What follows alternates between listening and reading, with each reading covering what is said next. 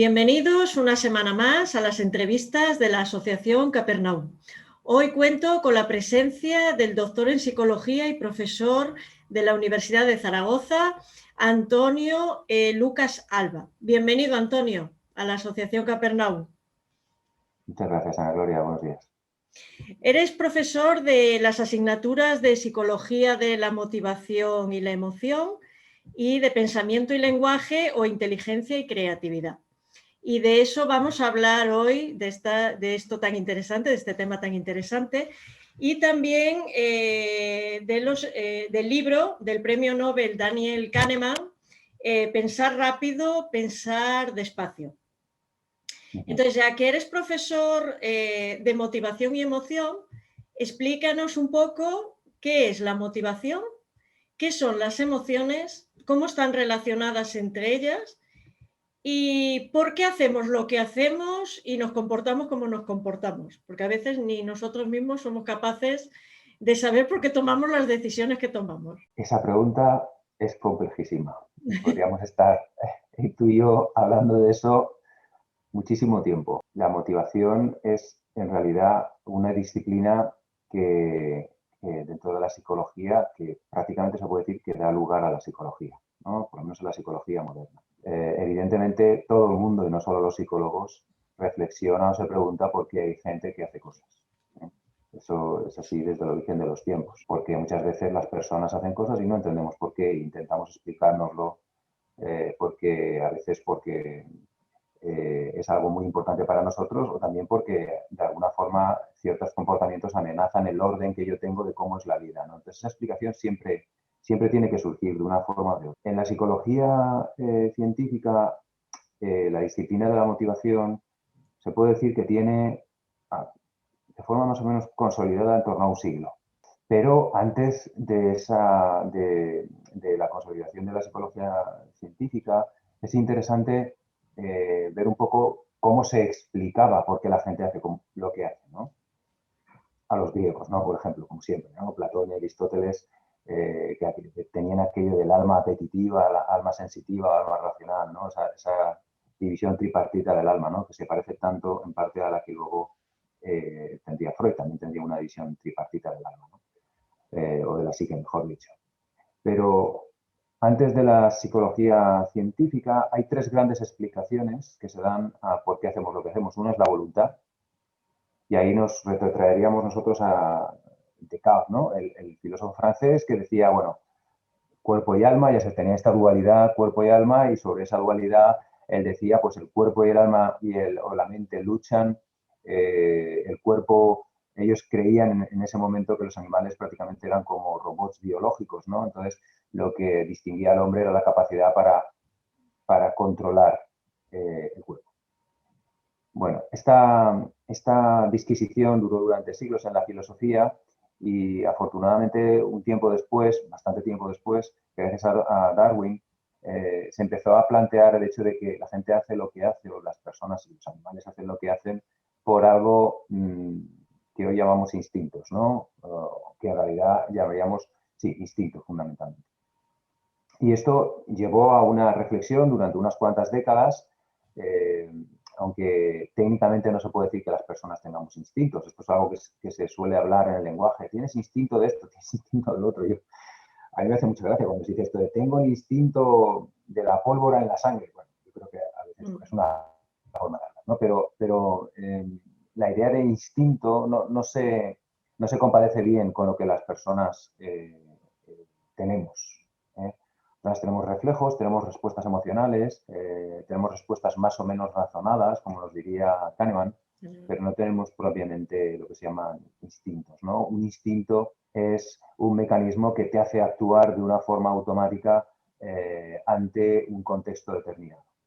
Y eso las personas no lo hacemos, ¿no? Las personas siempre tenemos una posibilidad de deliberar un poco o de tomar conciencia de las cosas. Con lo cual, esa posición también fue superada en un momento dado y llegamos así a la última gran idea en la psicología, después del instinto, que era que más bien que actuar por instinto, actuamos por la necesidad de suplir deficiencias a un nivel biológico que tiene el organismo. Y entraríamos con el concepto de la pulsión, lo que se llamaría pulsión en su día, ¿no? Muy relacionada en su momento con cuestiones de tipo, ya te digo, pues por ejemplo, tu organismo desciende el nivel de agua más allá de lo que es adecuado, empiezas a tener una sensación de que necesitas beber, ¿no? Sí. En realidad la pulsión es lo que restablece la homeostasis y esa sería, digamos, la última gran idea general sobre el comportamiento, sobre por qué hacemos lo que hacemos. A partir de ese momento, la idea de por qué el ser humano hace lo que hace o qué motiva a las personas se disgrega en una serie de componentes que están relacionados también con distintas partes, en el caso de la psicología científica, de la propia psicología, ¿no? Pues uno de los componentes, por ejemplo, tenemos una arquitectura cerebral y esa arquitectura cerebral nos lleva a tener unas reacciones determinadas. Por ejemplo, tenemos el hipotálamo en el cerebro que controla las sensaciones de hambre, sed y sexo. Vamos por caso, ¿no?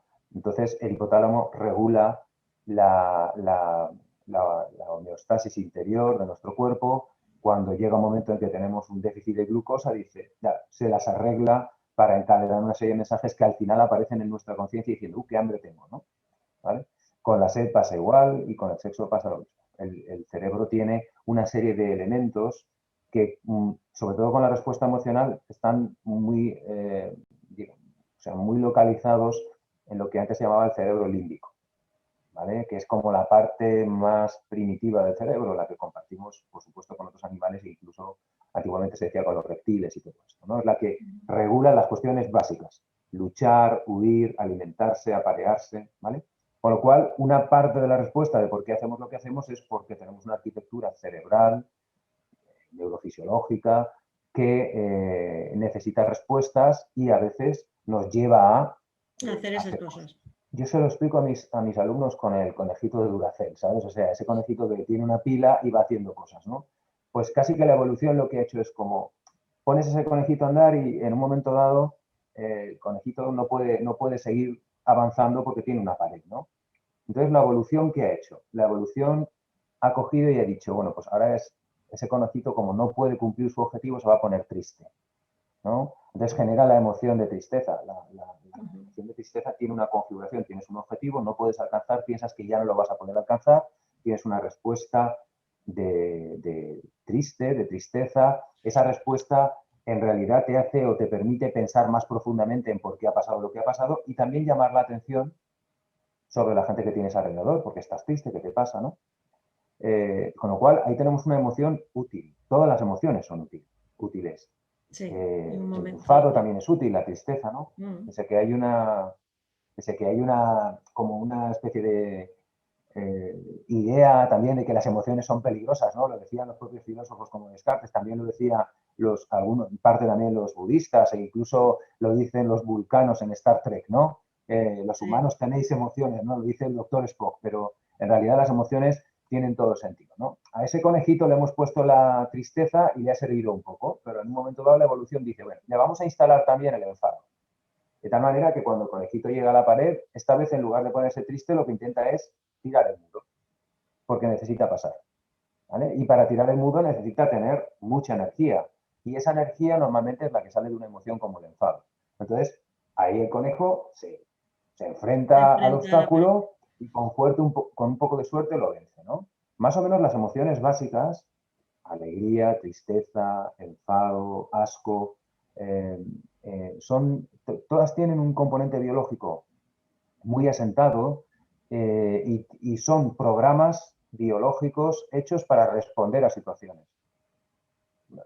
Esas básicamente cuando nos enfrentamos a un suceso vital que es significativo e importante para nosotros, acabará surgiendo una de estas emociones casi seguro, ¿no? Y una pregunta aquí porque me ha surgido una duda con lo que estás diciendo, con lo del conejito Duracell, que lo ilustra muy bien. Por ejemplo, ¿por qué hay personas que tienen el muro delante y alguien les dice, no puedes hacerlo, y tienen la fuerza para hacerlo y lo hacen y derriban ese muro? ¿Por qué en cambio otras personas ante ese muro se creen el no puedo y se rinden? Porque, ¿qué mecanismo actúa ahí para que unos lo intenten y otros no? Bueno, a pueden grosso entrar modo. muchos. Es una pregunta muy interesante, Ana Gloria. Pueden entrar muchos mecanismos. Uno de los mecanismos que puede entrar es la experiencia previa de la persona, ¿no? Por ejemplo, no sé, tienes gente alrededor que normalmente cuando te ha dado un consejo no se ha equivocado y por tanto lo que haces es restringir tu libertad a la hora de seguir intentando en pro de esa relación, ¿no? O en pro de la experiencia previa con respecto a esas relaciones, ¿no? Eso podría ser un motivo. Otro motivo podría ser de índole estrictamente temperamental o personal. Las personas tenemos una herencia que es la que da lugar al temperamento, ¿vale? Entonces, los niños pequeños ya te indican, te dan pistas sobre su temperamento. Hay niños que siempre se están riendo, siempre hay niños que tienen muy mala leche, ¿no? Hay gente... O sea, eso es el temperamento. Es como el carácter, antes que el carácter, es las circunstancias de reacción emocional que llevamos de serie básicamente todos. Ese temperamento en la familia viene a ser ya de alguna manera filtrado, civilizado o acondicionado. Entonces surge lo que se llama el carácter. El carácter es la interacción entre el temperamento propio tuyo y la respuesta que recibes a ese temperamento en tu entorno, que normalmente es la familia. Si tienes un carácter, un temperamento determinado y la familia lo acepta, pero lo va un poco regulando, te va diciendo, hombre, está claro que tienes derecho a enfadarte, pero no te pongas así, porque esto, por otro. Entonces ya las reacciones ahí se van. Al final todo eso da lugar a lo que llamamos personalidad, que en realidad es una forma de adaptación a la realidad teniendo en cuenta nuestro temperamento y nuestro carácter, ¿vale? Entonces hay personas que tienen una personalidad, podríamos llamar más apocada, ¿no? Que, por ejemplo, hacen predicciones más negativas sobre lo que esperan que les pase.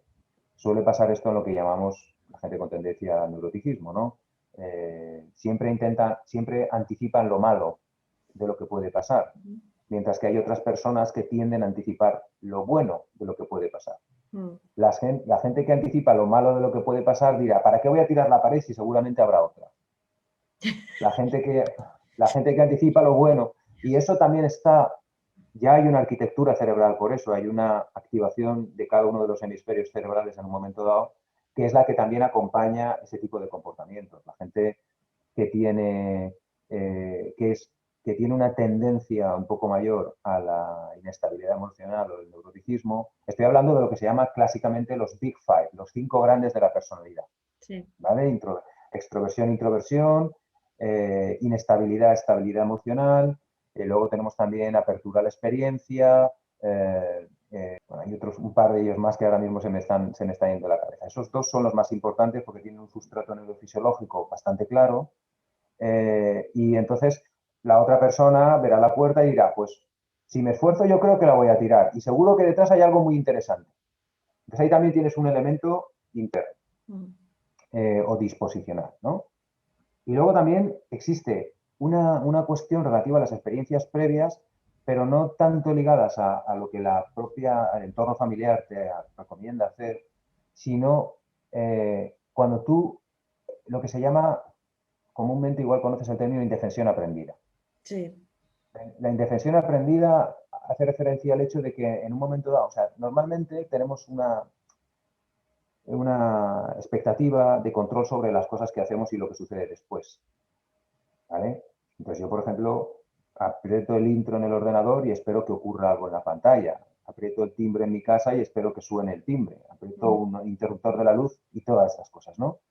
Si te enfrentas a una secuencia de eventos o a una temporada en la vida en la que parece que nada de lo que tú quieres hacer tiene respuesta como tú esperarías, llega un momento en el que empiezas a sentir que algo funciona mal y que algo funciona mal contigo, ¿vale?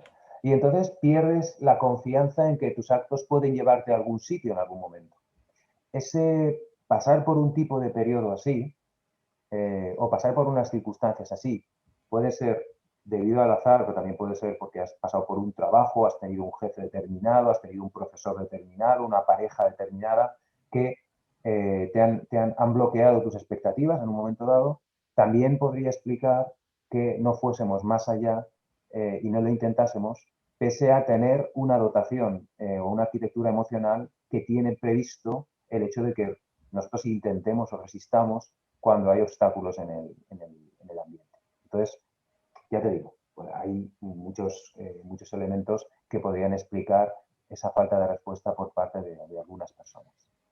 Vale, No sé vamos si a te hablar deja ahora del libro que me recomendaste y que yo ahora recomiendo al que no lo haya leído, de Daniel Kahneman, Pensar rápido, pensar despacio, y vamos a ver algunos de los experimentos que él hizo y lo que descubrió. Entonces, él decía que en muchas ocasiones nos dejamos guiar por nuestras impresiones, por nuestros sentimientos y que tenemos confianza en lo que creemos, que estamos muy seguros de las elecciones que hacemos cuando estamos equivocados porque el cerebro nos miente. Él habla del sistema 1, del sistema 2, y quisiera que tú ahora nos explicaras qué es el sistema 1, qué es el sistema 2, en qué ocasiones se usa el 1 y el 2 y por qué a veces lo hacemos al revés. Porque hay que pensar rápido y nos ponemos a pensar despacio y otras veces hay que pensar despacio y lo hacemos rápido. Entonces, para que nos expliques un poquito qué es el sistema 1 y el 2. Vale. De nuevo tienes preguntas muy interesantes y muy complicadas, Ana Gloria, pero voy a intentar hacerlo. Yo creo que la idea de que la mente opera... a ver, el propio Kahneman, ya sabes que dice en el principio del texto que cuando hablamos de dos personajes de la historia, Sistema 1 y Sistema 2, como si fueran dos personas distintas dentro de una cabeza, que simplemente lo hacemos porque a las personas se les facilita la comprensión de un discurso cuando se le da una forma narrada en la que los personajes son humanos. ¿Vale? Eso es básicamente por lo que Kahneman lo explica así. En realidad él está hablando de zonas de nuestro cerebro y zonas de nuestra mente y en la forma que tiene de actuar la memoria y cómo sacamos partido a los recursos de los que disponemos para superar ciertas situaciones. Pero la idea de sistema 1 y sistema 2 es una idea genial y en la literatura, no solo Kahneman, se emplea de forma bastante extensa. Puede que haya alguna distinción en términos de cómo llaman al concepto, pero generalmente se diferencia tal y como tú lo presentas. Tiene mucho que ver el sistema 1 y el sistema 2, son dos modos operatorios de la mente, ¿vale? La mente opera no de una única manera, sino por combinación de dos formas. Y la combinación de esas dos formas tiene muchísimo que ver con cómo está estructurada y cómo se organiza la memoria humana. ¿Vale? Somos memoria, esa es una cuestión fundamental. Si la gente ahora con las nuevas tecnologías y con la idea que parece de que tenemos la posibilidad de encontrar cualquier cosa y por tanto no es necesario memorizar cosas, está bastante equivocada. La respuesta a la comprensión de la realidad que tenemos alrededor deriva de la memoria que tenemos de ciertas cosas. Yo no digo que regular qué contenidos son los que introducimos en nuestra memoria no sea importante. Siempre se pone el ejemplo de los Reyes Godos y todo eso, ¿no? Pero desde luego que tener elementos en nuestra memoria para vivir es importante porque razonamos a partir de esos elementos, no solo de los elementos que tenemos dentro, enfrente, sino también de los que tenemos. La memoria, muy básicamente, se divide en tres sistemas. Uno es la parte sensorial, que es muy rápido. Ahora tú me estás viendo gracias a que tu memoria sensorial capta unas imágenes y capta unos sonidos, ¿no? Esa memoria te proporciona lo justo para que esa información pase a tu mente. Algunas de esas informaciones no te están llegando o no son relevantes para ti. Ahora, por ejemplo, hay una planta ahí, pero eso no es demasiado importante para ti, por tanto, descuidas eso. Estás oyendo lo que digo y esa información es la que tú seleccionas. La seleccionas y mientras esa información entra en tu mente, pasan dos cosas. Una, que hay un montón de elementos en tu memoria que llamamos a largo plazo, que se están activando para tú comprender lo que yo digo, por ejemplo, el significado de los fonemas y las palabras que yo uso. Y hay otra memoria, que es la que llamamos memoria de trabajo, que está generando en tu conciencia imágenes, conceptos o abstracciones con las que tú también estás pensando y jugando. ¿vale? Con lo cual, de la vinculación de esos dos tipos, de esos tres tipos de memoria, pero bueno, la sensorial es súper breve, con lo cual, de la vinculación de esos dos tipos de memoria, memoria operativa, memoria de trabajo y memoria a largo plazo, surge el entendimiento de las cosas, ¿vale? Surge nuestra capacidad de comprender. Entonces, Kahneman dice, el sistema 1 es un sistema que se define como rápido, el pensar rápido es del sistema 1, por asociación, capaz de dar respuestas a prácticamente cualquier circunstancia, reconoce una cara instantáneamente, reconoce la emoción de una cara instantáneamente, etc., ¿no? Entonces, ese sistema es un poco el que va por delante de nosotros, sin que nosotros de alguna manera lo sepamos. Es el que nos permite reaccionar muy rápidamente a cualquier circunstancia y siempre tiene una respuesta para algo, ¿vale? El sistema 2 funciona sobre todo gracias a la memoria de trabajo, que es la memoria que nos hace ser conscientes de las cosas. Por ejemplo, el ejemplo que pone Kahneman es una multiplicación de números de 2 o 3 cifras, ¿no? Ahí ya tienes que acordarte de cómo se multiplica, qué número se baja, qué número llevas y todo eso, ¿no? Entonces, o resolver otro tipo de problemas para los cuales de repente dices, oh, espera, en esto tengo que pensar con un poco de detenimiento. Entonces, Kahneman dice, incluso el sistema 1 normalmente se hace cargo de todo. Tú estás andando por la calle, llevas un teléfono en la mano y estás hablando y sin embargo, normalmente pisas donde toca, giras cuando toca, incluso ves a un vecino y le saludas así cuando toca, y todo eso te lo está indicando el sistema 1, ¿vale? Y el sistema 2 lo que hace es procesar deliberadamente, centrar la atención en problemas un poco más complejos. Entonces, esa es la, digamos, la doble componente o el modo en que nuestra mente opera. No sé si de momento más o menos te he respondido a lo que, Sí, a lo que me perfectamente. preguntabas. Entonces, claro, es muy importante que tengamos en cuenta qué es lo que hemos metido en nuestra cabeza. Cuando digo qué es lo que hemos metido en nuestra cabeza no me refiero a la última semana o al último año, sino en toda la vida. Porque un poco lo que hemos hablado tú y yo alguna vez, ¿no? Lo que hemos metido en nuestra cabeza explica esas reacciones rápidas que en un momento dado incluso nos sorprenden a nosotros, ¿no? Y un concepto que hemos comentado los dos, porque ambos hemos tenido una relación con esta cuestión, es el del racismo latente, ¿no? Sí. El racismo, la xenofobia, el sexismo latente. Hacemos referencia a latente porque no es explícito. Es decir, muy poca gente hoy en día se atreve a decir cosas como aparta tú, no sé, cualquier término, negro de mierda o esto o lo otro, ¿vale? Muy poca gente se atreve a decir eso. Muy poca gente porque hay una conciencia desde la Segunda Guerra Mundial fundamentalmente de que el racismo explícito trae muy malas consecuencias a la sociedad. En el caso de la Alemania nazi, de la Segunda Guerra Mundial, se hizo de los judíos un cabeza de turco que al final acabó con varios millones de judíos gaseados, pero también con varios millones de gitanos gaseados, pero también con varios millones de homosexuales. O sea, la cosa realmente se fue mucho de las manos. Y es porque las personas al final compartimos la realidad que enjuiciamos. Y cuando vemos que a los demás les parecen bien ciertas cosas, pues pensamos que las cosas están bien así. Simplificando mucho. Entonces, esa idea quedó muy clara después de la Segunda Guerra Mundial, y la que era Eleanor Roosevelt, que era la gran mujer de Roosevelt, el presidente del New Deal americano, para mí el mejor presidente del siglo XX que ha tenido Estados Unidos, y una gran mujer ella misma, que fue quien empujó de la Declaración Universal de los Derechos Humanos en Naciones Unidas, que se aprobó en 1948, ya se encargó de poner todas esas cosas negro sobre blanco y claras, es decir, todo ser humano tiene derecho a, todo ser humano debe poder, no simplemente unos pocos o no estas diferencias que se introducen, ¿no?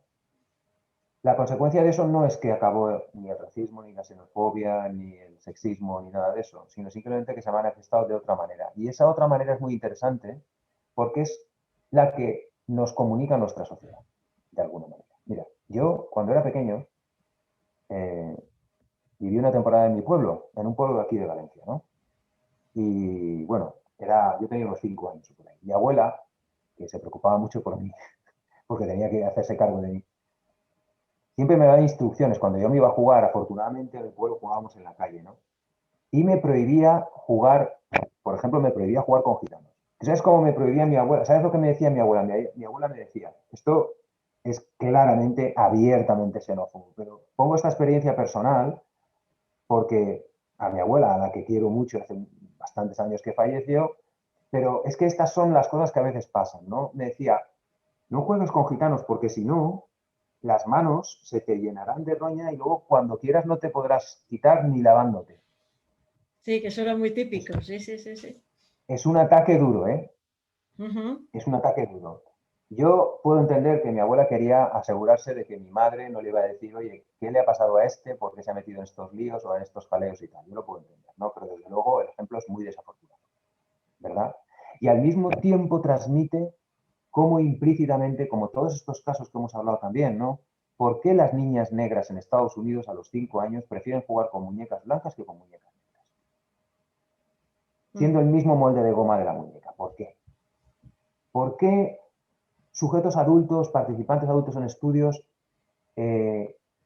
a los que controlamos cómo se enciende lo que se llama la amígdala, que es la parte del cerebro que se activa cuando tenemos miedo, cuando tenemos que luchar, pelear, etcétera? ¿Por qué la amígdala se activa no solo cuando hay sujetos o participantes blancos que ven a negros en fotos, sino también cuando hay negros que ven a negros?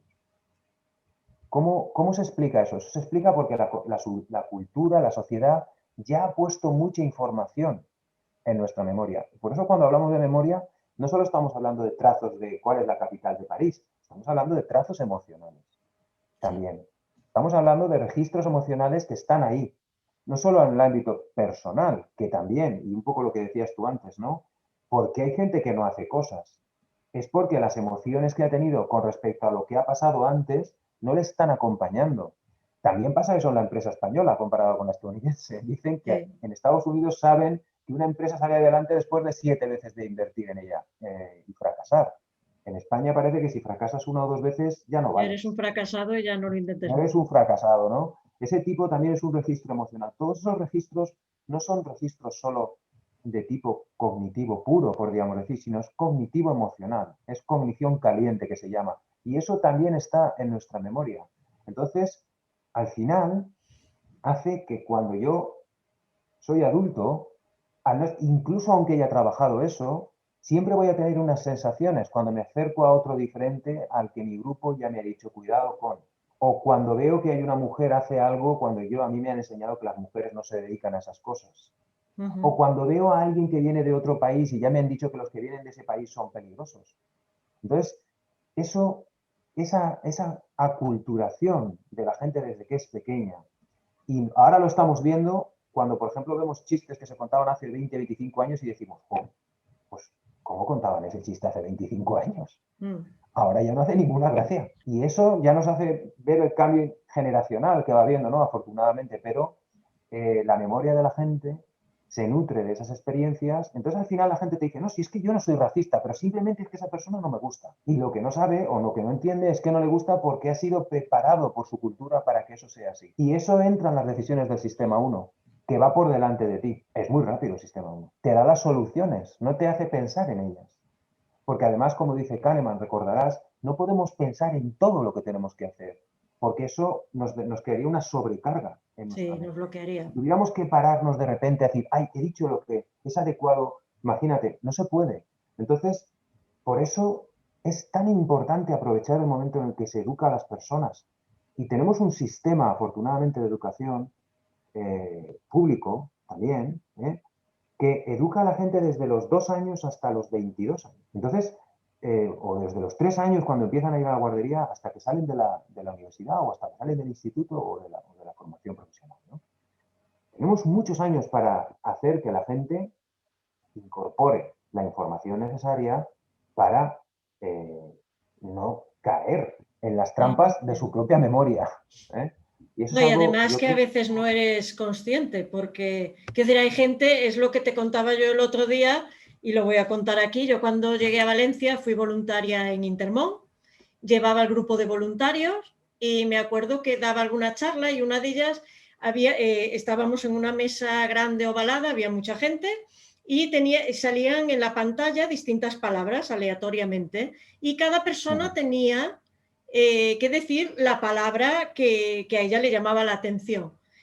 Se montó porque lo que tú dices, la gente te dice, no soy racista, pero es que elegía todas las palabras sin ser consciente, quiero decir, lo tenía ahí, almacenado.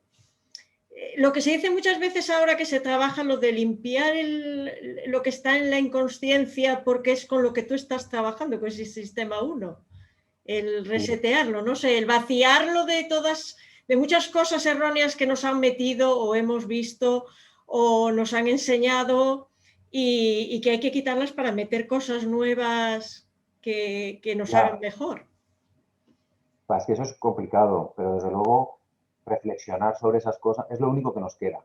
O sea, realmente todos sabemos que educar a alguien bien es mucho más fácil y más funcional que educar a alguien mal y luego reeducarlo. Sí. Educar siempre es más costoso. Hacer las cosas bien después de haberlas hecho mal es siempre más difícil. No es tan fácil hacerlo, o ese reseteo completo. Hay que pensar, por ejemplo, en las películas, ¿no? Las películas, muchas veces las películas americanas dan risa, y las españolas y todas, ¿no? Porque tú ves una película no demasiado buena, pero a veces empiezas a ver la película y hay una situación en la que hay un peligro. Y dices, vamos a ver, el primero que va a morir es el gordo. El segundo que va a morir es el negro. La tercera El la tercero, rubia. pero vamos a ver. Claro, eso ahora nos da risa, ¿no? Desde la mirada adulta y desde el sistema 2 que delibera y tiene en la cabeza la información y piensa y lo reflexiona y dice, nos da risa, ¿no? Pero, sin embargo, ¿cuántas y cuántas y cuántas y cuántas películas dan ese mensaje implícito?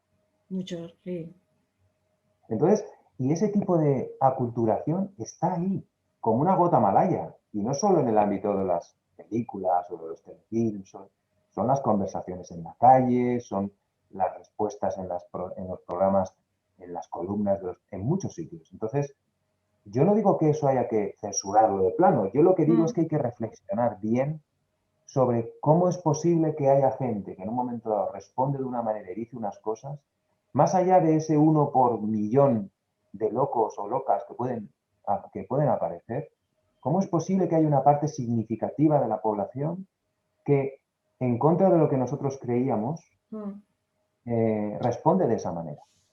Y yo creo que esa reflexión hay que hacerla, porque a lo mejor resulta que hay que insistir en ciertos contenidos educativos y en esos valores para que la gente, porque luego la gente sabemos que se va a dejar llevar. Sí. Que el sistema 1 es potente, rápido, es muy rápido, cuando el sistema 2 va, el sistema 1 vuelve, Sí. es ese tipo de cosas, ¿no? Entonces, hay que entrenar mejor el sistema 1, esa es un poco la conclusión. Bueno, uno de los rasgos que define al sistema 2 es que sus operaciones requieren esfuerzo, lo que decías tú, multiplicar, por ejemplo, 340 por 325. Y una de las características que tiene es que es perezoso y no le gusta invertir más esfuerzo del estrictamente necesario.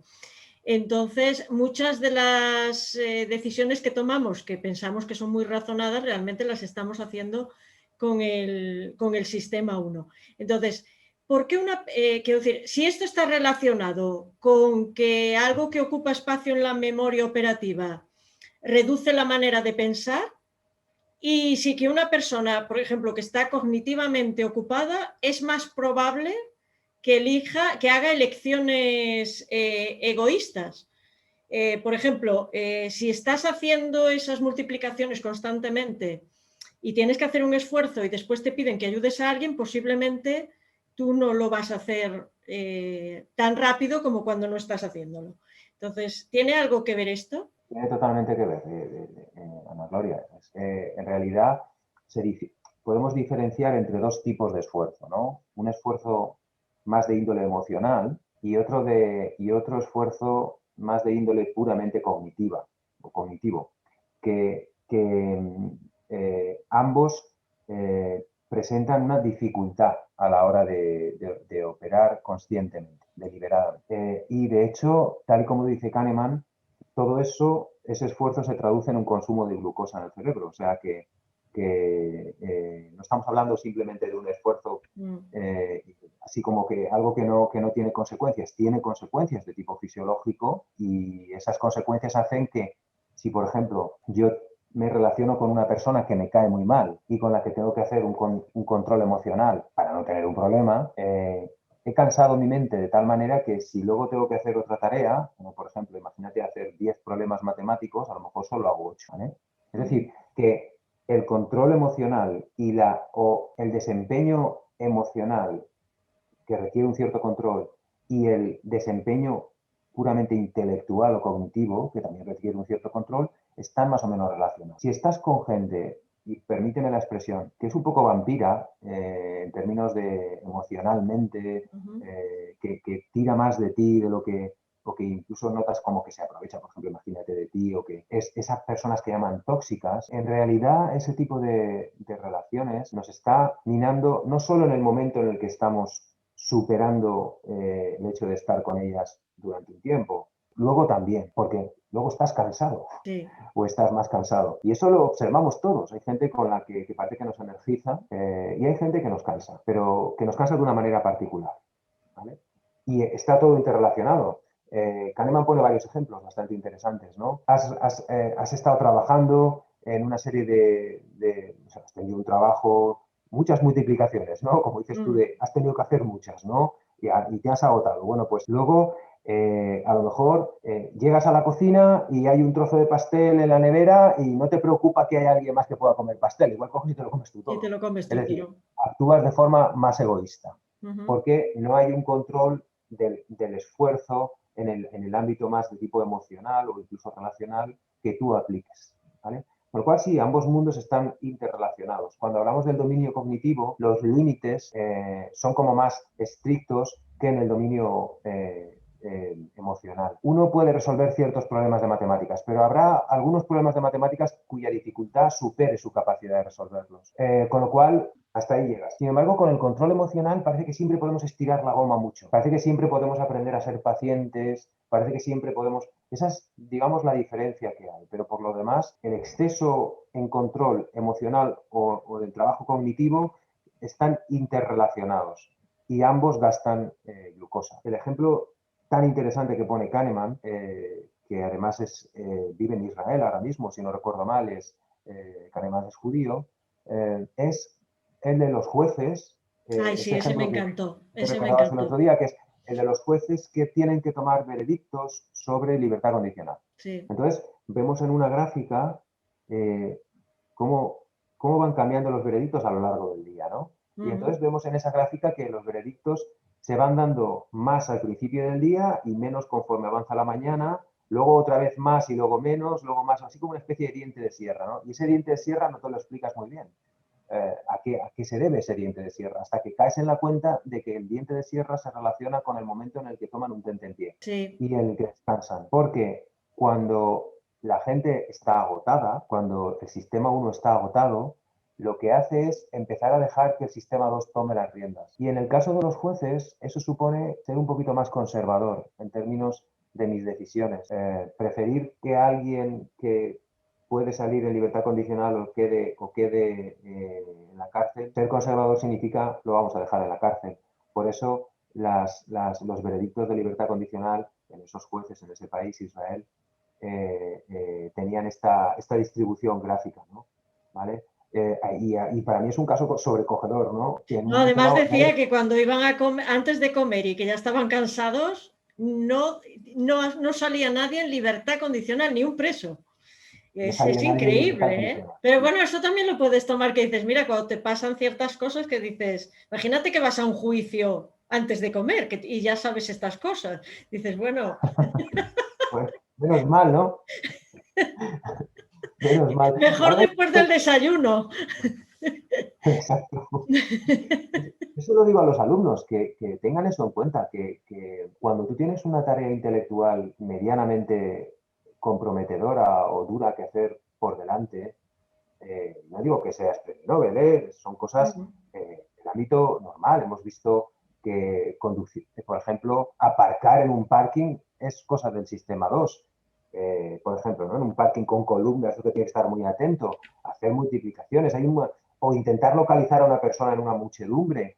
Eso son todas actividades deliberadas del sistema 2. En la medida en que quieras comprometer a tu mente en un trabajo que es prioritariamente cosa del sistema 2, no tienes que hacer tonterías con la comida, está claro, no tienes que hacer tonterías con el sueño e incluso con el ejercicio, todo lo que es regulación. Para estar al máximo de nuestro potencial necesitamos, ya sé que es una frase tópica lo de mens sana in corpore sano, pero necesitamos cuidarnos de ese tipo de cosas. No podemos intentar arreglar una cosa, no, que me tomo estas pastillas que me van a espabilar, o no, que me tomo mucha Coca-Cola y que no sé qué. No. No, hay que ser consciente de que para hacer que nuestra mente rinda a un nivel elevado, tenemos que poner todo de nuestra parte, no solo en las horas que nos ponemos a trabajar, sino en la manera en la que trabajamos y que tenemos que descansar cada cierto tiempo, etcétera. Eso es muy importante.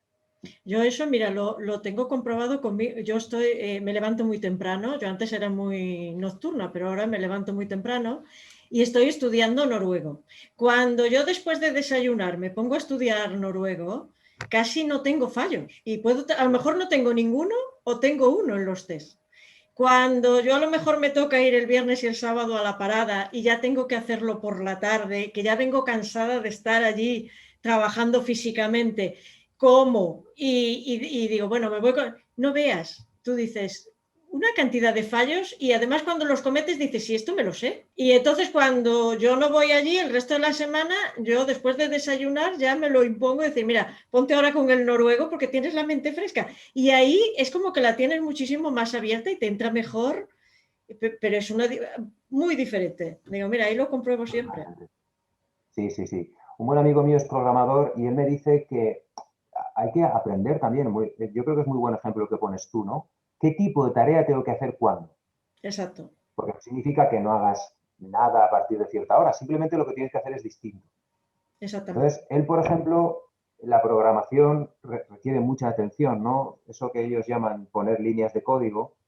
Él tiene constatado que toda la programación que hace a partir de las 7 de la tarde, al día siguiente normalmente la tira a la basura, porque ya ha cometido errores que hacen que lo que ha trabajado no sirva. Entonces, él normalmente sabe que trabaja haciendo eso como máximo hasta las 7 de la tarde. A partir de ahí, nada, bueno, hay que decir que mi amigo trabaja mucho. Creo que como la mayoría de nosotros, pero bueno.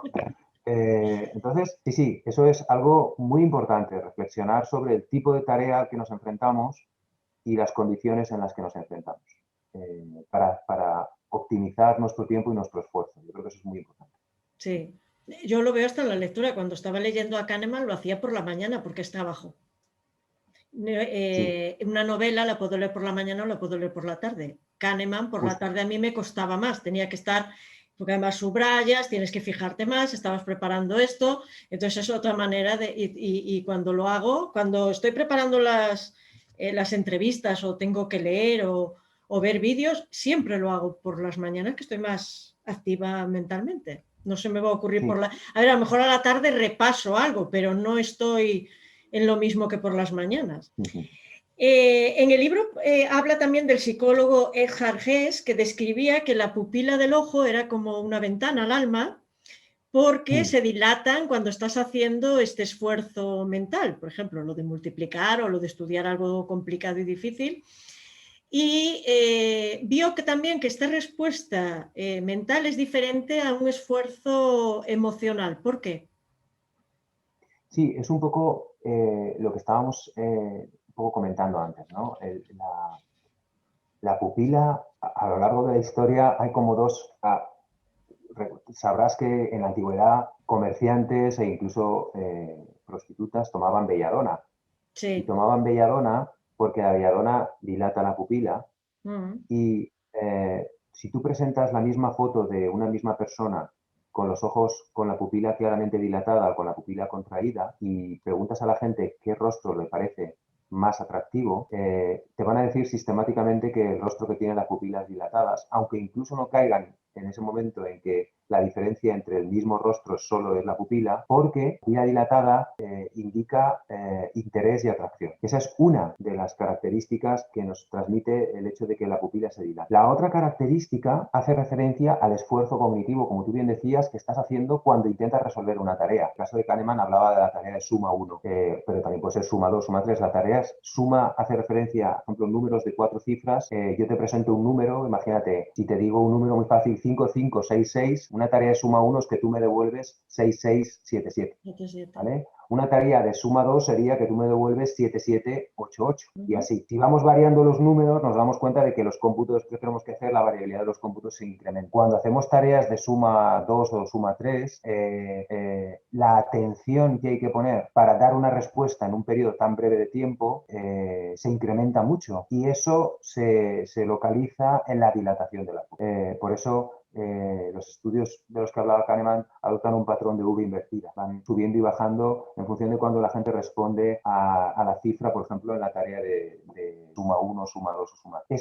Esa dilatación hace referencia fundamentalmente, o sea, ya has visto que la dilatación puede hacer referencia al interés emocional, pero también al esfuerzo cognitivo. Hace referencia al esfuerzo cognitivo en una tarea determinada, que implica, por ejemplo, un cómputo. Esa tarea tiene un límite, es lo que decíamos antes, y en el paradigma de la suma y de la dilatación pupilar se ve muy claro. Mientras que la cuestión en el ámbito emocional, aunque también agota, también cansa, es posible estirar la capacidad que tenemos para esforzarnos. Básicamente es un poco lo que te podría decir. Tú, por ejemplo, a veces ocurre, yo, por ejemplo, el sábado sabes que voy al mercado a comprar, ¿no? Y bueno, la verdad es que comprar en el mercado es cansado, porque tienes que estar muy atento, intentar coger números, pensar si llegas a una parada o no llegas, esto y lo otro, ¿no? Entonces, después de aproximadamente mis 2 horas que me cuesta comprar en el mercado, estoy un poco agotado, pero si llego a casa y me dicen, oye, que me hace falta también leche, pues aunque lo que más me apetezca sea tumbarme en el sillón y descansar un poco, siempre puedo, ¿vale? Ese esfuerzo, un poco para cumplir con la parte que te toca, siempre es posible estirar un poco más. Sin embargo, si estoy haciendo una tarea de suma 3 y de repente me ponen una tarea de suma 7, probablemente me romperé y no podré hacer nada para evitar romper, porque es un límite de tipo cognitivo. De las emociones entra más nuestra capacidad para autorregularnos. Por ejemplo, tú notas que te estás enfadando, pero te verbalizas, tranquilo, tienes que hacer esto, además ellos están haciendo otras cosas, hay que contribuir, lo que sea, ¿no? Mientras que en el caso de la tarea el registro de las pupilas, estamos hablando de los límites de la propia memoria operativa. La memoria operativa humana tiene unos límites aproximadamente bastante claros. Podemos tener en memoria entre 4 y 7 unidades de información. Hay variedad en términos de... Pero normalmente, o sea, puedes tener a la vez en torno a 4 unidades de información. Y puedes mantener una información en tu mente sin necesidad de repetirla en torno a unos 30 segundos, dependiendo. Pues hay variación individual en la memoria. Entonces, claro, eso significa que si tú, por ejemplo, tienes una posibilidad, pero tienes que tener otra y tienes que tener otra, mantenerlas todas en la cabeza, decidir sobre todo eso, agota por las capacidades de nuestro sistema. Esas capacidades que están ligadas al sistema 2. Eso también es un límite que te impone, el límite en tu capacidad de imaginar cosas, de imaginar posibilidades y tomar decisiones sobre esas cosas que estás teniendo en cuenta. Exactamente eso es lo que le pasó a la señora en el mercado por la cual tú y yo nos conocimos. Fue y te dijo que le faltaban 5 euros y tú le dijiste, los he dado. Sin embargo, la señora estaba convencida de que tenía 50 euros, solo había comprado en vuestra tienda, entonces tenía que tener ese dinero, ¿vale? Y la única posibilidad que en ese momento le surgió en la mente a esa señora era que tú no le habías devuelto bien el cambio. Sin embargo, había otras posibilidades y entre esas otras posibilidades que cayera el dinero, que eso es lo que me di cuenta, porque cuando vi la situación dije, exactamente estamos en ese punto, está generando una posibilidad, dos posibilidades, ha generado 2. Ya no quiere generar más. Generar más posibilidades es cansado. Sí, porque yo sabía que se lo había dado, pero me tomé la cosa de decir, bueno, a lo mejor me cayeron en la caja al final y no se los di, y claro. se lo dije y se los di otra vez.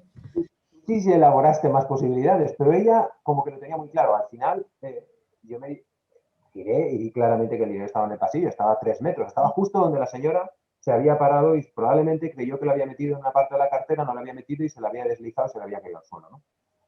Esa es una cuestión interesante también. Cuando tenemos un problema, ¿cuántas posibilidades alternativas para intentar resolver un problema generamos? Todo eso está anclado en nuestra memoria de trabajo, nuestra memoria operativa. Y ahí hay un límite. Y normalmente pensamos en 1, 2, 3 soluciones como mucho. Pero, por ejemplo, ir barajando tú piensas en una situación en la que empiezas a barajar, y si hiciera esto, pero luego hiciera esto, pero luego hiciera esto otro, pero entonces hiciera esto otro, y si hago esto, pero entonces, y al poco la cabeza se nos va se nos cansa, y hay una cosa que es muy útil, parece una chorrada, pero es muy útil, que es coger lápiz y papel y apuntar las cosas, porque de esa forma externalizamos la memoria que necesitamos utilizar. No es ninguna tontería lo del lápiz y papel. Cuando tienes que pensar sobre algunas cosas, lo mejor que puedes hacer es coger un papel e ir apuntando para ayudarte del papel a la hora de decidir sobre qué tienes que hacer. Sí. ¿Vale? En aquel momento en el mercado no se aplicaba porque ella no estaba en esa situación, además iba con su carro o lo que fuera, ¿no? Pero es interesante, ¿no? Esta anécdota, que además es la que nos puso en relación. Sí, ahí nos conocimos tú y yo. Puso en relación esa anécdota y tiene exactamente que ver con eso que tú también comentas, ¿no? Las diferencias entre el tipo de registro emocional o cognitivo y la diferencia, una de las diferencias más evidentes es la ruptura del registro cognitivo debido a los límites propios del procesamiento de la información que tenemos los seres humanos. Eso es lo que hace que podemos aprender a autorregularnos y siendo adultos lo hemos experimentado, cómo aprendemos a ser pacientes, cómo aprendemos a esperar, cómo aprendemos a no saltar y cómo aprendemos muchas cosas, ¿no? Y eso en términos de la regulación de las emociones es posible, pero en términos de la capacidad operativa de nuestra mente para generar posibilidades y resolver sobre ellas, esa ruptura es más difícil de quebrar. Es una ruptura que se da y contra lo que prácticamente no podemos hacer gran cosa. Pues no veas, porque la mujer viene todos los sábados porque es clienta y además a mí me cae muy bien. Y todas las veces me viene a pedir perdón. Digo, no, tranquila, digo, mira, trajo algo bueno que conocí a Antonio. Entonces, digo, ¿ves? Hay veces que tienen que pasar cosas para que pase otras. Pero yo también creo que ahí cambia la situación de que ella a mí me cae bien y yo la conozco y tengo confianza en ella. Yo sabía que ella, si me dice, me falta, sí, a ver, habían caído, pero yo por eso también dije, bueno, a lo mejor a mí me cayeron en la caja, porque la conozco. Es como si ahora vas tú y me pasa algo contigo, tengo confianza y digo, bueno, pues hay otra, que a lo mejor si ella fuera nueva, yo no la conozco, yo no me diera confianza, que hay veces que pasa, que tienes a alguien enfrente que por algo no te da confianza. Y claro, cambia la manera de plantearlo el asunto también. Ahí lo que pues sí, aprendimos. es muy honesto y muy sincero lo que dices, Ana Gloria, porque es un poco lo que estábamos hablando antes, ¿no? Cómo la memoria previa, la experiencia previa, nos hace resolver las situaciones en la vida de una manera o de otra. Conocemos a una persona, le damos una oportunidad, lo cual es normal, porque tenemos una experiencia previa que avala la decisión que vamos a tomar. Pero precisamente la gran importancia que tiene la experiencia previa en las decisiones que tomamos, a veces para bien y a veces para mal. A veces para mal, exactamente. Sí. Bueno, esto que dices tú de la asociación de ideas es por lo que los científicos cognitivos dicen que no solo pensamos con el cerebro, sino con el cuerpo, por eso nos cansamos, ¿no? Quiero decir, porque el pensar cansa, o el estar haciendo una actividad cognitiva que sea dura, difícil, que lleve un esfuerzo, cansa. Estás muy a la última, porque es verdad que hay una tendencia ahora en cognición que se llama cognición corpórea. O sea, está claro que tanto la regulación emocional como el procesamiento de la información, al final son tareas que hacen trabajar al cerebro, distintas partes del cerebro, y que consumen glucosa. Con lo cual, de hecho, creo que la cantidad de glucosa que consume el cerebro al día no es despreciable, ¿sabes? Creo que antes son 500 y 600 kilocalorías. Es decir, que una parte bastante importante, hay que pensar que el cerebro está controlándolo absolutamente todo. Los dos grandes sistemas nerviosos, el sistema nervioso central y el sistema nervioso autónomo, se controlan desde el cerebro. O sea, tiene una gran cantidad de tareas que hacer. Entonces, consume mucha energía. Y esta energía al final es una energía que se tiene que extraer de alguna manera y evidentemente se la proporciona al cuerpo a través de la digestión, de lo que comamos, etc., ¿no?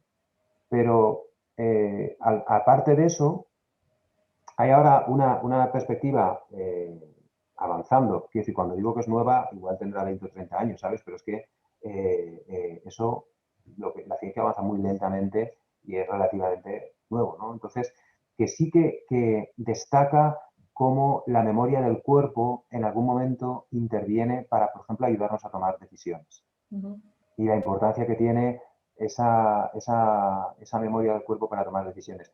Yo vi una descripción muy gráfica de lo que es la idea de la cognición corpórea, y esa descripción muy gráfica en realidad la daba Niki Lauda, que es el conductor de Fórmula 1, que decía que los conductores de Fórmula 1 conducen con el culo. ¿Por qué? Sí, porque he dicho con el culo, no como el culo, ¿eh? Ya. Porque la posición del trasero les comunica una gran cantidad de información sobre la gravedad y su posición del cuerpo con respecto a la ruta que estás siguiendo y tal, que es fundamental. Entonces ahí tienes también cómo hay derivados de tipo corporal que están transmitiendo información y guardando información. Otro ejemplo que prácticamente padecemos todos y le podemos preguntar a cualquier fisioterapeuta es la tensión acumulada, por ejemplo, en la base de la espalda y en los hombros. Esa tensión o el gran auge que está habiendo en este momento de gente que tiene bruxismo. Ay, sí. ¿Sabes? O sea, que aprieta la mandíbula cuando duerme, tiene que llevar célula de descarga. Hace 20 años, tú le decías a los dentistas, prácticamente había muy pocos casos de bruxismo. Te llamaba la atención, porque veías gente que tiene los dientes cerrados, de tanto juntarlos y tal, y eso es porque acumulan mucha tensión en la mandíbula y al final sus propios dientes se desgastan. Hay muchísima gente, yo a veces he llevado célula de descarga para dormir, mi mujer también, que tiene ese problema. Y eso también viene como una derivada de la tensión o cognitiva, de la ansiedad, que al final se descarga en el cuerpo, pero que también nuestro propio cuerpo nos devuelve. Nos devuelve, por ejemplo, en la posición que tenemos. Nos devuelve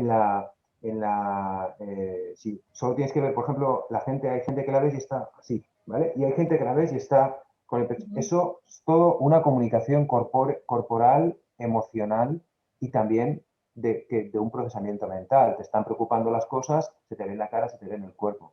Con lo cual, sí, efectivamente hay un trasiego entre lo que es mente-cuerpo, un poco volviendo a lo que decíamos al principio, que es más intenso y más importante también de lo que en principio podríamos pensar. Aunque en nuestra época estamos viendo muchos avances en ese sentido. Por ejemplo, la gente hace pilates, hace yoga en Occidente, ¿no? Nos copiamos las tendencias de Oriente porque en Oriente llevan con estas cuestiones muchísimo tiempo. A mí hace muchos años estuve en China y ver a aquella gente haciendo tai chi, a ver a los abueletes por la mañana, luego te das cuenta de lo muy importante que es, ¿no? Lo que están haciendo realmente, ¿no?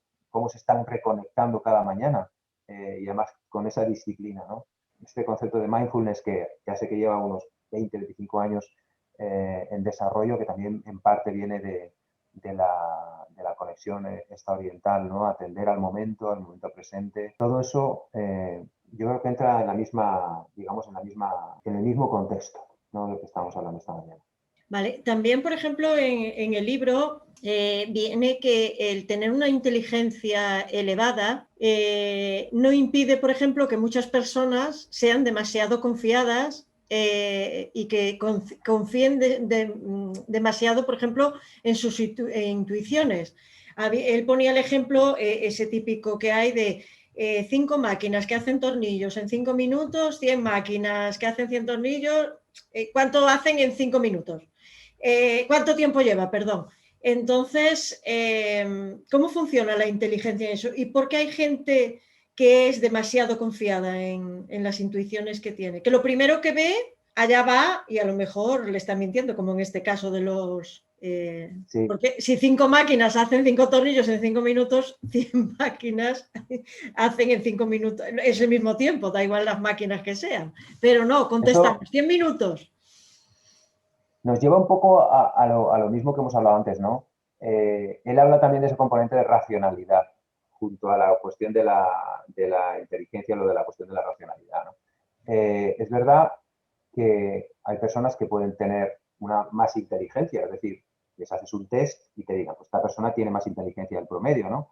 Pero al final, digamos, las deliberaciones que tenemos, en la medida en que esas deliberaciones sean problemáticas o que nos hagan pensar, pues entra en juego esto que también habla Kahneman, ¿no? Y que tú mencionabas, y es que el sistema 2 es perezoso. Pero ya hemos visto por qué el sistema 2 es perezoso. Es perezoso porque es cansado pensar desde la memoria de trabajo, desde la memoria operativa, desde esa memoria en la que mantener las cosas en mente y durante un tiempo es muy costoso. O bien la persona tiene la disciplina de mantener su nivel de reflexión para intentar descubrir la respuesta, o tiene la intuición de que cuando te preguntan algo muy fácil es porque el truco, o se deja arrollar por el sistema 1, que normalmente te da las pautas, si 5 son 5, 100 son 100. Y te hace fallar, ¿no? O como el problema del bate y la pelota, como esos ejemplos que pone Kahneman, ¿no? Entonces, aunque en un momento dado, aunque seas inteligente y tengas inteligencia para poder resolver el problema, si no te planteas que lo quieres resolver o que hay algo raro en esa cuestión en la que necesitas indagar, es fácil que te dejes arrollar por el sistema 1, que te da las soluciones de forma muy directa. Y es porque, vuelvo a repetir, el sistema 2, como también dice el propio Kahneman, es muy perezoso. ¿Vale? Bueno, en muchas ocasiones no se tiene conciencia de que, por ejemplo, hay una relación entre lo que elegimos y lo que rechazamos por la expresión física. Se ponía el ejemplo de que si yo estoy leyendo un texto y estoy haciendo que sí con la cabeza mientras lo estoy leyendo, voy a aceptarlo mejor que si leo el texto haciendo el gesto del no. Entonces, ¿cómo influye una idea en una acción el llamando efecto, por ejemplo, de priming? Que él también explica que es, ahora, por ejemplo, estamos hablando, yo qué sé, él pone el ejemplo de los ancianos. Si yo ahora me levantara a la cocina a beber un vaso de agua, voy a ir más, sin yo ser consciente, voy a ir más lenta a buscar ese vaso de agua. Bueno, cuando Kahneman describe el sistema 1, destaca mucho que tiene un carácter asociativo automático. Y antes hemos hablado de la memoria a largo plazo. El sistema 1 se apoya en nuestra memoria a largo plazo. La memoria a largo plazo, a diferencia de la memoria de trabajo, es prácticamente infinita. Mira la cantidad de cosas que podemos recordar desde cuánto tiempo, ¿vale? Entonces, esa memoria a largo plazo tiene un orden y una estructura, y ese orden y esa estructura en la que se guardan estos elementos, algunos son de tipo emocional, otros, como por ejemplo, también pueden ser palabras, muchas cosas, ¿no? Se integran y se asocian para dar respuesta a determinadas actividades en un momento dado. Entonces, un poco lo que viene a decir Kahneman cuando habla del efecto de priming, por ejemplo. Este efecto es un efecto que se descubrió a principios de los años, creo que en 1980, a principios de los años 80, finales de los 70, y típicamente consiste en lo siguiente. Imagínate que yo te pongo una lista de palabras para que tú las identifiques. Y yo te digo, en algunos casos te voy a dar, antes de una palabra que tú me tienes que identificar, si por ejemplo me tienes que decir si la conoces o no, te voy a dar otra palabra, ¿vale? Entonces, ¿qué es lo que se descubre en el efecto priming? Que las palabras que tienen una asociación semántica permiten el reconocimiento antes. Si yo, por ejemplo, te digo pan y luego te digo mantequilla, vas a reconocer la palabra mantequilla antes que si te digo solo la palabra mantequilla o si te digo pan y luego clavo. ¿Por qué? Porque pan y mantequilla forman parte de lo que se llama la misma red semántica o el mismo campo semántico. Entonces, hay palabras interrelacionadas de esta manera. Por ejemplo, probablemente pan, café, tostada estén dentro del campo semántico del desayuno, y cualquiera de esas palabras que activemos harán que sea más fácil activar el resto. Si extendemos esta idea al resto de los elementos en nuestra memoria, llegamos a lo que él llama el efecto Florida, que yo en mi clase le llamo el efecto Benidorm, ¿no? Que es, claro, tú le das a una persona unas listas de palabras para que componga frases. Pero ahí resulta que en esa lista de palabras, que aparentemente es una lista aleatoria o casi aleatoria, van entrando palabras que tienen que ver con un campo semántico, y ese campo semántico es el de la vejez, ¿no? Entonces van entrando, por ejemplo, las sábanas grises eran no sé cuántos. No sé, la chica tenía canas que no sé qué. Él, ¿no? Entonces, todo eso va, de alguna manera, va cebando lo que sería la interrelación con ese campo semántico, aunque a la persona no se le pone, digamos, no se le hace consciente de eso, sino que simplemente se va preactivando eso en su memoria sin que esa persona tenga idea. Hablo siempre de un grupo de personas experimental que hace ese tipo de tareas y otro grupo que se llama control, que es el que nos permite comparar qué pasa con personas que hacen la misma tarea pero con otro contenido, ¿no? Vale. Después de haber hecho esa tarea, se pedía a las personas que fueran a un sitio para participar en otro experimento y se cronometraba cuánto tiempo tardaban en ir. Y lo que obtuvieron en ese experimento, al parecer, es que tardaban más tiempo en llegar, es decir, andaban más despacio, cuando el campo semántico de las palabras en las que habían estado trabajando tenía relación con la vejez, adultez, tercera edad, llámalo tú un poco como quieras, ¿no? Entonces, ¿qué te viene a decir eso? La extensión que tiene la intercomunicación de nuestra memoria a la hora de generar algunos tipos de respuesta que en muchos casos son insospechados, ¿no? O de los que no tenemos conciencia. Esa es un poco la idea clave ahí. Eso es lo que significa el efecto Florida, y eso es lo que significa la idea de la activación de elementos en memoria que nos hace responder de un momento a otro. También, bueno, se vio que una manera de hacer que, por ejemplo, la gente cree en falsedades es repetirlas frecuentemente, porque si algo nos resulta muy familiar por repetición, vamos a aceptarlo como verdadero, aunque no lo sea. Y se descubrió que al principio tienes que leer el párrafo entero, pero después no tienes ni que terminar la frase para que la gente se lo siga creyendo. Lo cual nos hace fácilmente manipulables. Y bueno, lo hablábamos tú y yo el otro día, que en esta época que lo estamos comprobando con el COVID, cuando empezó el año pasado la pandemia, como no se sabía bien de dónde venía, nos dijeron que teníamos que lavarnos las manos, usar el hidrogel, y eso quedó ahí y la gente lo sigue haciendo y no veo a nadie que esté protestando por hacerlo. En cambio, en aquel momento se nos dijo que como no había mascarillas, no necesitábamos mascarilla, que no nos preocupáramos. Y entonces después se descubrió que se transmite por aerosoles, con lo cual la mascarilla es primordial. A día de hoy, tú entras en 5 tiendas o en 10 tiendas, tienes que lavarte las manos, nadie protesta. Pero sí que la gente sigue con lo de la mascarilla, que si la lleva por debajo de la nariz, la lleva con huecos, la lleva mal puesta, sigue protestando, cuando sabemos que la enfermedad se transmite por aerosoles. Un poco es esto, ¿no? El haber repetido hasta la saciedad, no hace falta la mascarilla, hay que lavarse las manos, ha quedado ahí y nos lo hemos creído y como que cuesta cambiar eso, ¿no? Indica lo manipulables que somos en este sentido, ¿no? Sí, cuando el problema es cuando cristalizamos hábitos, o sea, porque cambiar luego los hábitos es más complicado. Sí, en un primer momento se insistió mucho en lo de lavar las manos y salían muchas imágenes en televisión sobre cómo se lavan las manos, cómo hay que frotar, cómo hay que poner. Y claro, no es que no sea importante lavarse las manos, pero es verdad que parece ser que los aerosoles son responsables del 90% de los contagios y lo que puede ser a través del contacto por las manos, mucho menos, ¿no? Sin embargo, como en aquel momento ya se accedió a una regla general de protección de forma muy obvia y eso quedó como, vale, lo que tengo que hacer es este tipo de comportamiento, te quedas con eso y en realidad cambiar el tipo de comportamiento por otro, también es verdad que hay que tener en cuenta que el lavarse las manos es como relativamente más fácil y menos controlable, aunque sí es verdad que tú vas y te pones hidrogel, etcétera, que el control de la mascarilla, que es permanente, ¿no?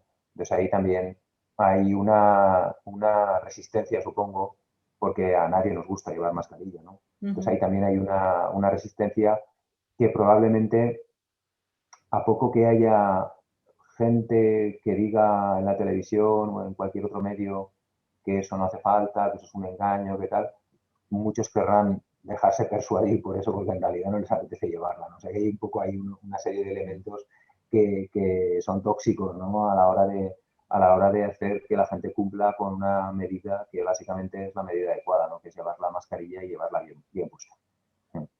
Ya estoy terminando, solo me queda una pregunta, pero antes de hacértela, no quiero terminar sin decir dos experimentos, bueno, no terminé el libro aún, pero dos experimentos que me llamaron mucho la atención. Y uno era el de que tienes que fijarte en un campo de baloncesto cuántas veces se pasa la pelota, y venía un gorila en el medio y no lo veía la gente. Y eso pasa en situaciones de la vida normal, que te dices, no has visto eso y tú no lo ves porque estás fijándote en otra cosa. Por ejemplo, se ha comprobado también con los policías, cuando les mandan a hacer una tarea determinada de fijarse si alguien va de determinada manera, pueden perder la visión de no ver a alguien que lleva un arma a la vista, porque están fijándose en otra cosa. Y otro fue que ahí yo caí, que está relacionado con lo que hablábamos antes de la confianza, de ir a lo fácil, porque te ponían distintas frases que eran verdad, había dos que eran verdad, una era de Estados Unidos, no me acuerdo cuál era, y la tercera era los pollos de 4 patas. Claro, hasta que después te lo explica, y yo me leí los pollos de 4 patas en la última frase y me quedé tan ancha, hasta que después lo leo y digo, fíjate, digo, mira, ¿qué has leído si los tienen dos? Pero esos dos me han gustado, aparte del de los jueces, que ya hemos hablado, porque un poco es cómo nos comportamos y lo que nos ocurre diariamente. Sí, la atención es fundamental a la hora de determinar qué es lo que vamos a procesar. O sea, en el juego de la memoria de trabajo, internamente, grosso modo, se puede decir que la memoria de trabajo tiene 4 componentes. Un componente es la parte de la memoria que repite información en formato verbal. Otro componente es la parte de la memoria que repite información o que mantiene información en formato visual, lo que se llama la agenda visoespacial. Y luego tenemos una especie de habitación, que es la en donde se mezcla todo, por decirlo así, y un controlador. Y ese controlador es el de la atención, que es tan importante. Es a qué presto atención para pensar.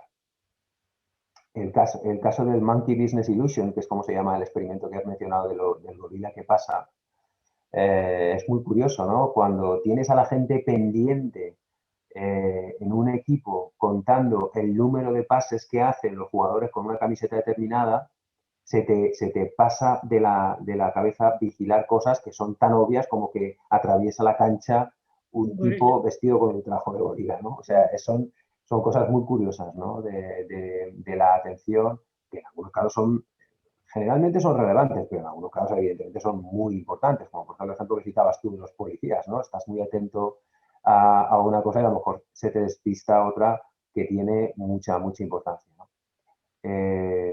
En realidad, casi todos los ejemplos que estamos viendo hacen referencia al sistema 1 y al sistema 2 y a esta fragilidad relativa que tiene nuestro sistema de procesamiento para llevar a cabo tareas de forma óptima si no ponemos a veces todo nuestro esfuerzo, nuestro empeño en ello, ¿no? Porque si estás atendiendo a lo que no toca atender o no estás incorporando la información correcta para dar una respuesta, probablemente vas a tener un problema.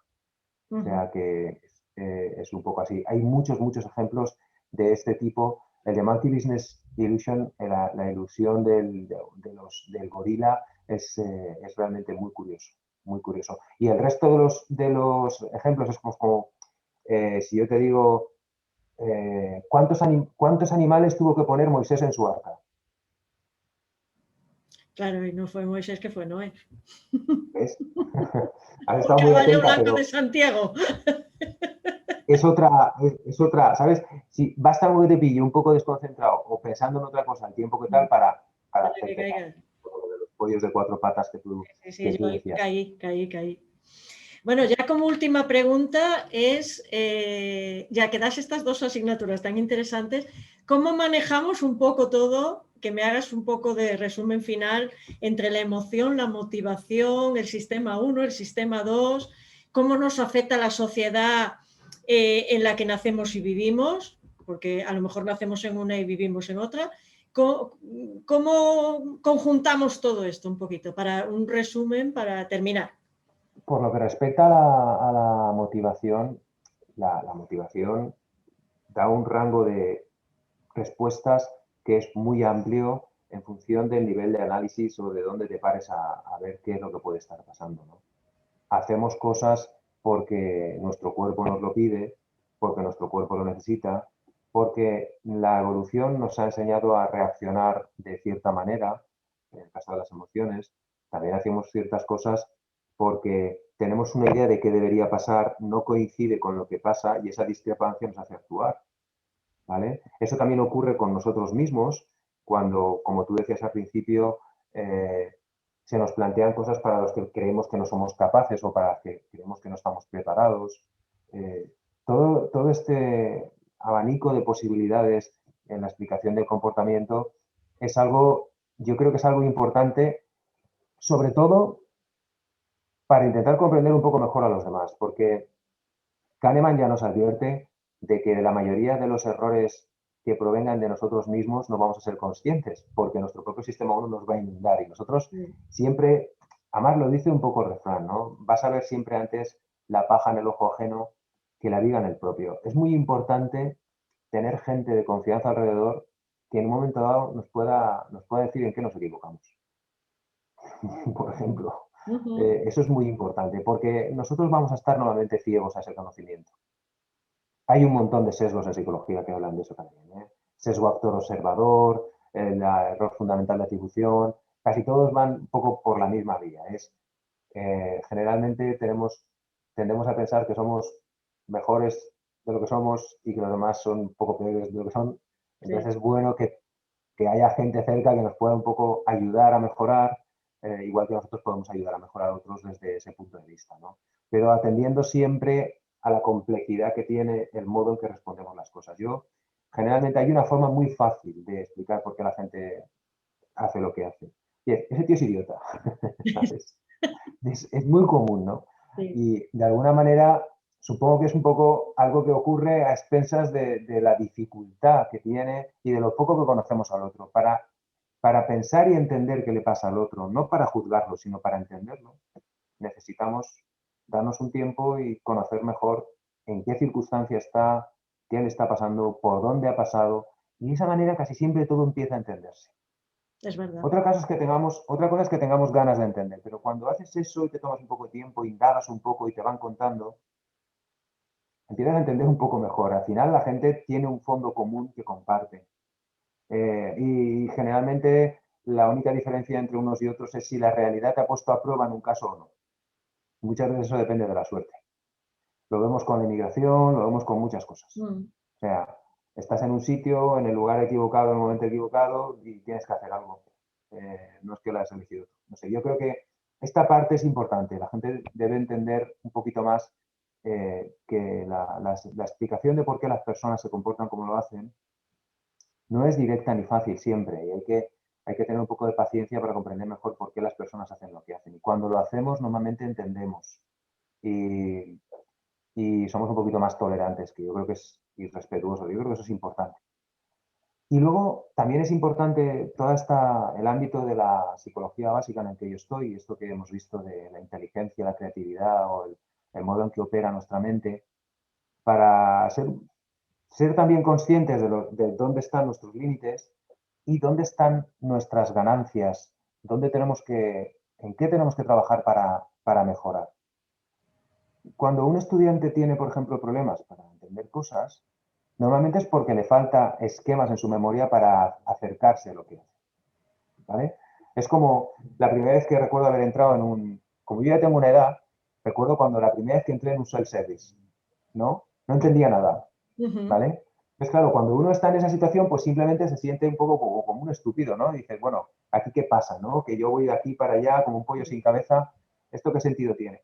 Sin embargo, una vez introduces en tu cabeza, en tu mente, el esquema de lo que es un self-service, llegas a un sitio, buscas la caja, pagas, entonces coges, no sé qué, todo es muy fácil. Bueno, pues como ese ejemplo es en Todo. la mayoría de las cosas. Cuando leemos cosas que no entendemos, no es porque seamos tontos, probablemente es porque nos faltan herramientas para entenderlo. Y esas herramientas son de tipo conceptual.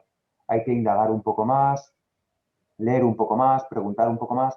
Afortunadamente en nuestra época, como todas las épocas, tiene cuestiones difíciles, pero tiene también cuestiones maravillosas, ¿no? Por ejemplo, tenemos acceso a mucha información. Es verdad que no toda la información a la que tenemos acceso tiene la misma calidad.